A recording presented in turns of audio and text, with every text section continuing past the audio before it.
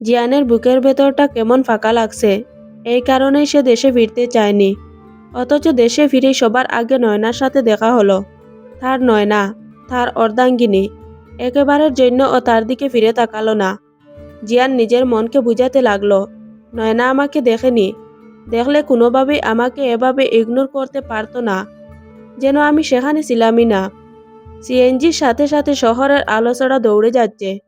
অথচ তার মনে হচ্ছে এই শহরের কোথাও জায়গা নেই। এত মানুষ, এত ব্যস্ত শহরে সে যেন ইনভিজিবল। তার কোনো অস্তিত্ব নেই। সিএনজির ঝাঁকুনির সাথে সাথে জিয়ানের মনে ভেসে উঠল নয়নার মুখটা। নয়না যেন আগের চেয়েও আরো সুন্দর হয়ে গেছে। শিশির ভিজা স্নিগ্ধ সকালের ফুটন্ত গোলাপের মতো সৌন্দর্য ছড়াচ্ছে নয়নার মুখের শ্রী জুড়ে। ড্রাইভার জিজ্ঞেস করলো, ভাই, কোথায় যাবেন? জিয়ান নিজের ভাবনা থেকে বের হয়ে কয়েক সেকেন্ড চুপ করে থেকে বলল, যেখানে গেলে কাউকে মনে পড়বে না এমন কোনো জায়গা আছে? ড্রাইভার অবাক হয়ে তাকালো। তারপর বোকার মতো লুকিং গ্লাসে তাকিয়ে রইল। এরপর আমতা আমতা করে বলল, তাইলে ডামমন্ডি লেক। জিয়ান স্নাল হাসল। না, হোটেল। যে কোনোভাবে হোটেলে নিয়ে চলেন।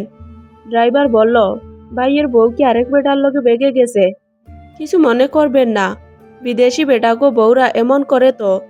জিয়ান হেসে বলল, না, আমার বউ এমন না। তাহলে আপনার কিসের কষ্ট স্যার?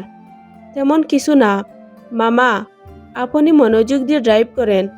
ড্রাইভার আর কোনো কথা বলল না, চুপচাপ ড্রাইভ করতে লাগলো।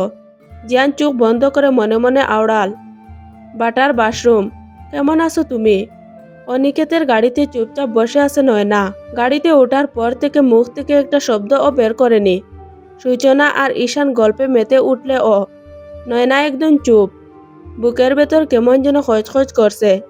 সে কি ঠিক দেখেছে নাকি চোখের ভুল? মনে মনে বলল, পৃথিবী গোল, সত্যি হতেও পারে, অথবা চোখের ভুল। নয়না চোখ বন্ধ করে নিঃশ্বাস নিচ্ছে। হঠাৎ তার মনে হলো যেন কেউ খুব কাছ থেকে ডাকছে, কিন্তু সে ফিরেও তাকাতে পারছে না। চেষ্টা করে ও সাড়া দিতে পারছে না। চিরচেতা সেই ডাকে, বাটার মাশরুম, কেমন আছো তুমি? নয়না দ্রুত চোখ খুলে জুড়ে জুড়ে নিঃশ্বাস নিল। তারপর বলল, ভাইয়া। অনিকেত আয়নায় তাকিয়ে বলল, হ্যাঁ। এয়ারপোর্টে পরিচিত কাউকে কি দেখছ? অনিকেতের হাতটা স্টিয়ারিংয়ে শক্ত হয়ে গেল। কয়েক সেকেন্ড চুপ করে থেকে বলল, কাউকে মানে? ঈশান আর সূচনাকে? তুই কার কথা বলছিস? নয়না স্থির কণ্ঠে বলল, না মানে, আমার কেমন মনে হলো ওখানে জিয়ান ছিল। অনেক কষ্টে অনিকিত স্বাভাবিক কণ্ঠে বলল, তোর চোখের ভ্রম, তোর মাথা এখনো ঠিক নেই। তাই কি দেখতে কি দেখেছিস? ভুলে যা সেসব। নয়না আর কিছু বলল না, কিন্তু তার বুকের ভিতরের অস্থিরতা কমল না। আসলে ভ্রম, ভ্রমে তো স্পষ্ট হতে পারে।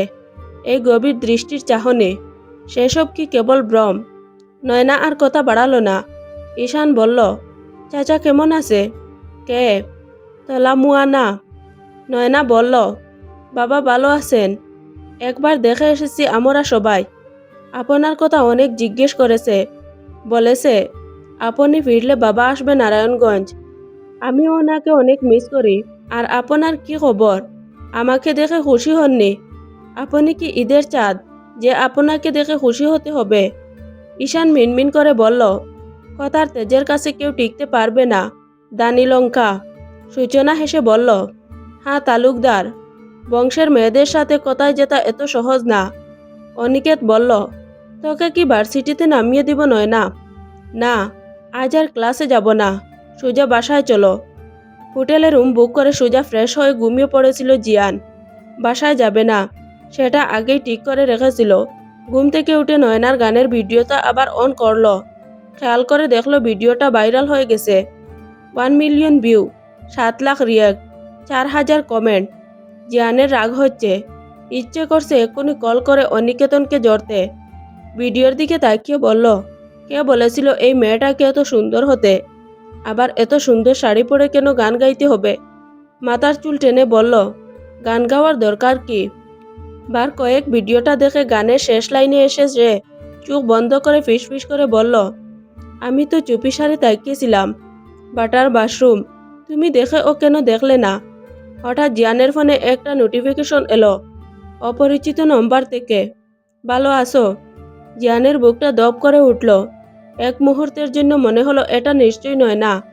দ্রুত রিপ্লাই করলো, কে?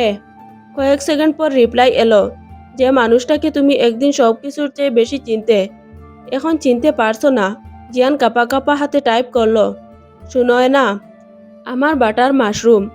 অনেকক্ষণ কোনো রিপ্লাই এলো না। ঠিক তখন সে ভাবলো সবই তার ভুল ধারণা। তখন মেসেজ এলো, আমি মেহনুর। জিয়ানের চোখ ভিজে গেল। কেন মেহনুর এলো নামটা? কেন সুনয়না হলো না? জিয়ান টাইপ করলো, তোমাকে মনে রাখতে হবে এমন কোনো সম্পর্ক আমাদের মধ্যে কখনো ছিল? বলো তো। আমার মনে পড়ছে না। অপাশ থেকে আর কোনো মেসেজ এলো না। নয়না ফোনটা বুকে চেপে ধরে বিছানায় বসে আছে। চোখ বেয়ে টপ টপ করে পানি পড়ছে। কেন আমি বেহায়ার মতো নেক্সট করলাম? কেন তুমি আমার নাম্বারটা লিখলে? কেন ডাকলে বাটার মাশরুম? এখন যে ওই ডাক নামে আমি ঘৃণা করি। কেন প্রমাণ করলে তুমি আমাকে কখনো মনে রেখেছ? আমি তোমাকে আর কোনোদিন জড়িয়ে ধরতে পারবো না। অথচ তোমাকে জড়িয়ে ধরে কাঁদতে পারলে আমার দুঃখ অর্ধেক কমে যেত। এত ভালোবাসার পরে ও কিভাবে ছেড়ে চলে গেলে? আমাদের ভালোবাসাকে কেন একটা ব্যারিকেডে আটকে দিলে? ঠিক তখন দরজায় টোকা পড়ল।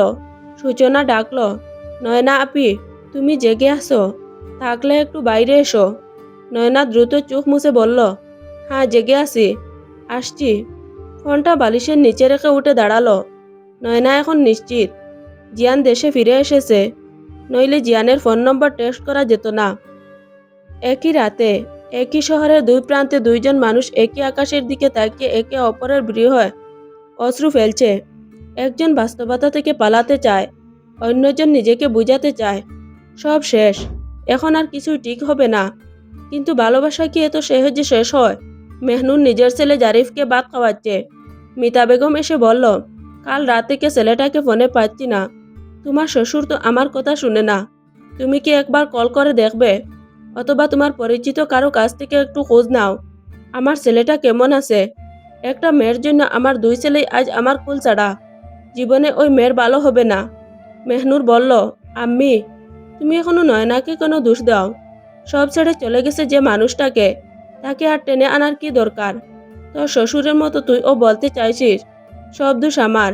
নিজের ছেলের দিকে তাকিয়ে বল, তোর ছেলের জীবন নাকি অন্যায় মা হিসাবে কোনটা মেনে নিবি? আম্মি, আমি শুধু বলতে চাইছি নয়নাকে আর টানবেন না। আপনি যে সেদিন ভয়েস মেসেজ পাঠালেন, জারিফের অবস্থা ভালো না, তারপর থেকে আর কোনো রিপ্লাই নেই। আচ্ছা, জিয়ান কি দেশে এসেছে? এরকম কপাল তো আমার আর নাই। শকুনের নজরে সব ধ্বংস হয়ে গেছে। জিয়ানের দেশি নম্বরে একটা কল করে দেখুন। জারিফ আদো আদো বুলি আওড়াল, বাবা আসবে না মাম্মা? এই প্রশ্নের উত্তরে মেহনুর চুপ হয়ে যায়। কি করে বুঝাবে তার বাবা এই পৃথিবীতে নেই? ভিডিওটি ভালো লাগলে লাইক কমেন্ট করবেন এবং পরবর্তী পর্ব পেতে হলে সাবস্ক্রাইব করে রাখবেন।